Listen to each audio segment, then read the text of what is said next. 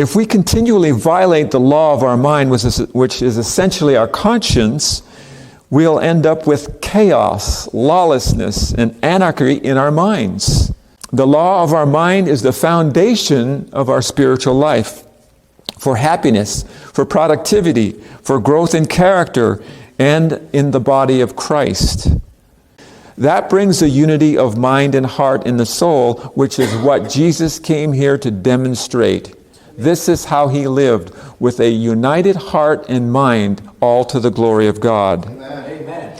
This division within ourselves must be destroyed, and we must cooperate with Christ to have this accomplished in us.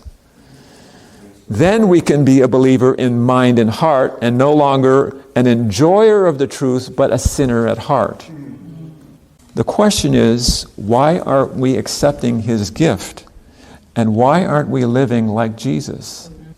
The answer is, we need a union with Jesus. Now, we use often the phrase relationship, which is not wrong.